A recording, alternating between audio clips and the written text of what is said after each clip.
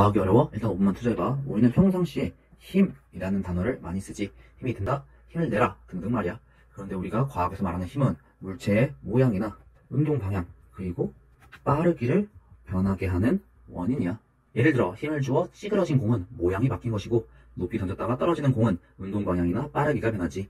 그리고 이때 빠르기를 속력이라고도 하고, 운동 방향과 빠르기를 합쳐서 속도 혹은 운동 상태라고 할 수 있지. 물체에 작용하는 힘의 크기가 클수록 모양이나 운동 상태가 크게 바뀌어. 이 힘의 단위는 뉴턴인데, 이는 뉴턴이 힘에 대한 법칙을 세 가지로 정리했기 때문이지. 먼저 힘은 모양, 운동 상태를 변하게 하는 원인이니, 반대로 힘을 받지 않은 물체는 같은 빠르기, 같은 방향으로 계속 움직이거나 정지하려고 할 거야. 이런 성질을 우리는 관성이라고 부르고, 이 법칙을 관성의 법칙이라고 하지.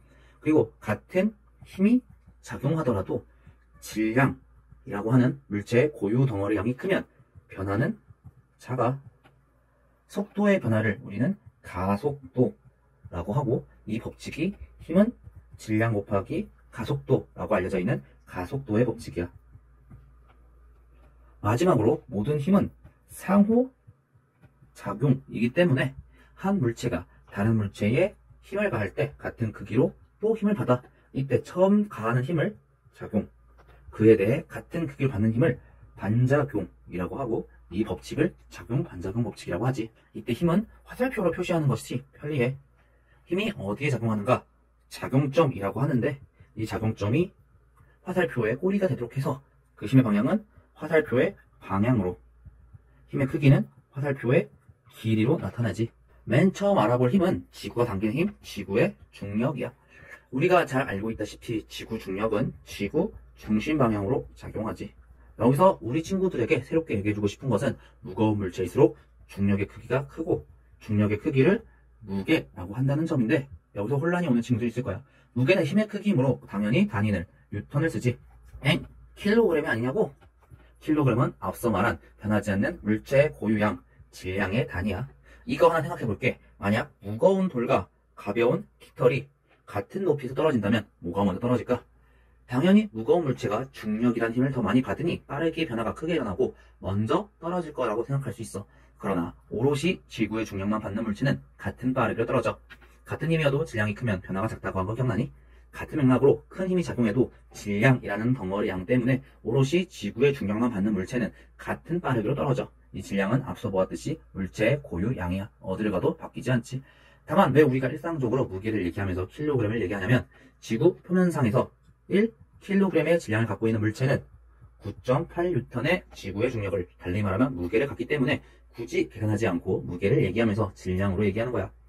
물론 일상적인 얘기고 과학적으로 얘기하거나 다른 행성에 간다면 구별해줘야겠지. 이제 이런 질량과 무게를 어떻게 재는지 얘기해볼게. 물체의 고유의 양, 질량은 무엇으로 재느냐? 바로 양팔저울이야.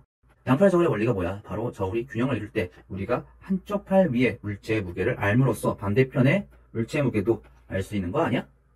만약 지구가 아니라 다른 행성에 가서 당기는 힘, 즉 중력이 달라져도 양쪽에 작용하는 중력의 크기는 같은 비율로 달라지기에 여전히 같은 물체를 사용해도 저울은 여전히 수평을 이룰 거야. 즉 어디를 가도 양팔 저울로 측정하는 값은 같아. 질량을 잴 수 있는 거지.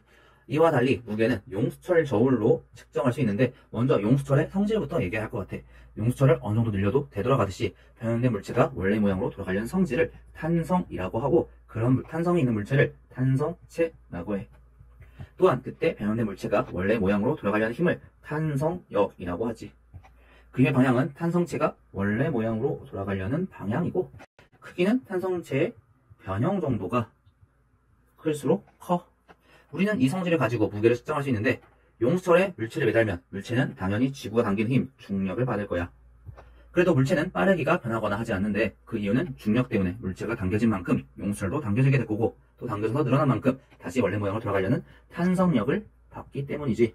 그리고 그 탄성력과 중력의 크기가 같기 때문에 물체는 움직이지 않고 멈춰 있는 거야. 그런데 우리는 이미 앞서서 중력의 크기를 무게라고 했고, 탄성력의 크기는 변형된 정도, 이 상황에선 늘어난 길이가 길수록 크다고 했어. 이를 종합하면 우리는 늘어난 길이를 가지고 물체의 무게를 측정할 수 있는 거지. 이때 물체의 무게와 용수철의 변한 길이는 비례해. 앞서서 중력과 탄성력을 보았는데,